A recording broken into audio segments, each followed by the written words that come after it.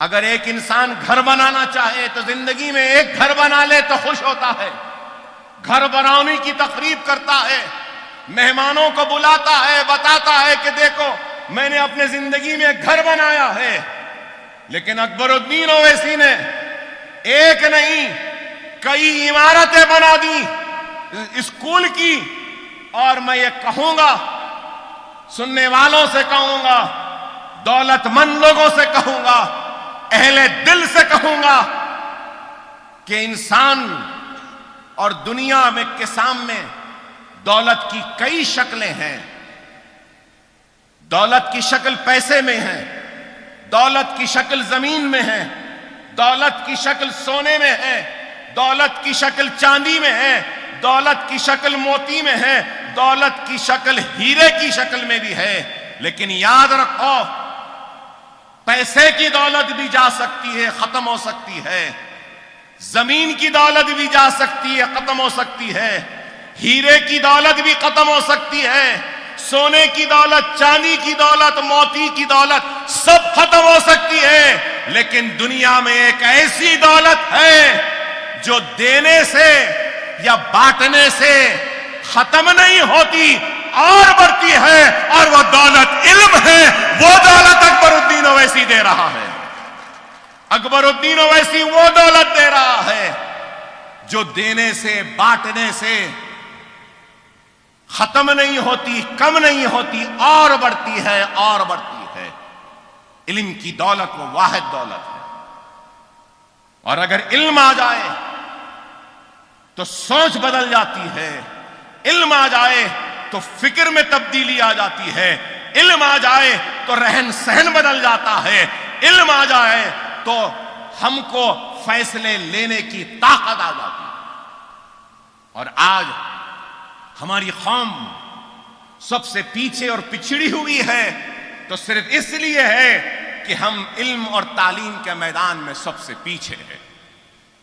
دنیا کو جینے کا سلیقہ بتانے والے لوگ کون تھے؟ دنیا کو علم کی اہمیت بتانے والے کون سے مذہب میں علم کی اہمیت بتائی گئی؟ مذہب اسلام میں رسول اللہ صلی اللہ علیہ وسلم ارشاد فرماتے ہیں کہ اگر علم حاصل کرنے کے لیے دیوار چین کو بھی پان کے جانا پڑے تو جاؤ۔ لیکن آج ہم سب سے پیچھے اور پچھڑے ہوئے، کیوں؟ اس وجہ سے کہ ہمارے ذہنوں میں علم کی اہمیت نہیں، اور اسی علم کی اہمیت کو اجاگر کرنے کے لیے آج ہم کام کر رہے ہیں۔ اور یہ تعلیم کا مشن جو آج یہاں سے جو آ رہا ہے ابتدائی تعلیم میں، تو آج ہمارے بچے ڈاکٹرز، انجینئرز بن رہے ہیں۔ انشاءاللہ تعالی doctors, engineers, M B A graduates, research scholars, P H Ds, I A S, I P S, I F S, I R S, group 1 group 2 میں بھی ہمارے بچے جائیں گے اویسی اسکول آف ایکسیلنس کے، اور بتا دیں گے کہ ہم میں عزم ہے، ہم میں ارادہ ہے۔ دنیا میں یہ کووڈ، یہ بیماری، یہ مصیبت، یہ اموات، یہ تباہی اور بربادی اگر کچھ آ رہی ہے تو نہیں معلوم کہ وہ کیا عمل ہے ہمارا جس سے اللہ ہم سے ناراض ہے۔ یہ وقت ہے اللہ کو راضی کرنے کا، یہ وقت ہے اپنے گناہوں سے توبہ کرنے کا، استغفار پڑھنے کا، اور اللہ سے کہنے کا کہ اے اللہ تو ہم کو معاف کر دے، معاف کر دے، معاف کر دے، اور اس وبا کا خاتمہ کر دے۔ اگر ہمارا عمل غلط ہوگا، حرام میں ہوگا، ناجائز ہوگا، ظلم ہوگا، انا میں ہوگا، افراتفری میں ہوگا، تو آج کووڈ ہے، کل کچھ اور بیماری آئے گی، اللہ کا جلال، اللہ کا عذاب کسی دوسری شکل میں نازل ہوگا۔ خدا را سمجھو، اللہ ناراض ہے، کبھی کووڈ کے ذریعے آزما رہا ہے تو کبھی اپنے بادلوں کو پھاڑ کر آزما رہا ہے، تو کبھی تالابوں کے پشتوں کو توڑ کر ہم کو آزما رہا ہے۔ خدا را اللہ کی آزمائش میں سجدہ ریز ہو کر اللہ سے معافی مانگو، اللہ کا شکر ادا کرو۔ اللہ راضی تو دنیا راضی، اللہ ناراض تو دنیا بھی ہم سے ناراض، دنیا میں بھی ہم ناکام ہوں گے۔ خدا را منظم ہو جاؤ، متحد ہو جاؤ۔ نوجوانوں جو یہاں کھڑے ہیں، میں ان سے ایک ہی بات کہوں گا کہ نمازوں کے پابند بن جاؤ، نمازوں کے پابند بن جاؤ، مساجدوں کو آباد کرو، سنت رسول اللہ پہ عمل کرو، یتیموں کی مدد کرو، غریبوں کی مدد کرو، جو بھی ممکن اپنے سے مدد کرو۔ اگر مدد نہیں کر سکتے تو اپنے عبادتوں میں ہاتھ اٹھا کر ان کے لیے دعا کرو۔ قرآن تابدانوں میں، گھروں میں ہے، نکالو، قرآن کو پڑھو، بغیر پڑھے گھر سے نہ نکلو۔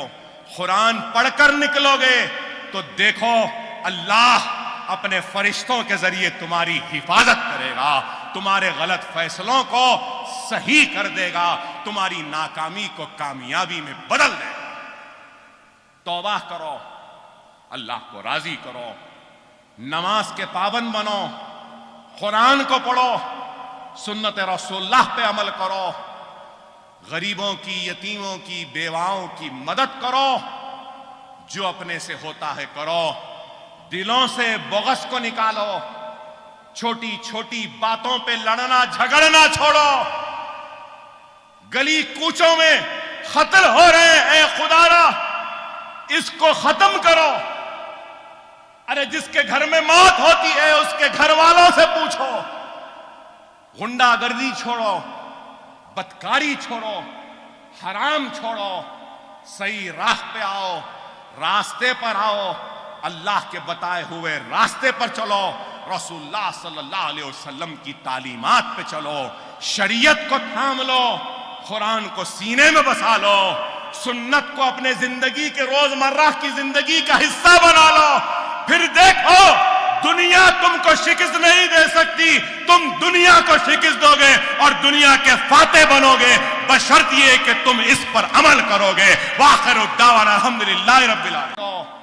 صحیح راہ پہ آؤ، راستے پر آؤ، اللہ کے بتائے ہوئے راستے پر چلو، رسول اللہ صلی اللہ علیہ وسلم کی تعلیمات پہ چلو، شریعت کو تھام لو، قرآن کو سینے میں بسا لو، سنت کو اپنے زندگی کے روزمرہ کی زندگی کا حصہ بنا لو۔ پھر دیکھو دنیا تم کو شکست نہیں دے سکتی، تم دنیا کو شکست دو گے اور دنیا کے فاتح بنو گے، بشرط یہ کہ تم اس پر عمل کرو گے۔ وآخر الدعوانا الحمدللہ رب العالمین۔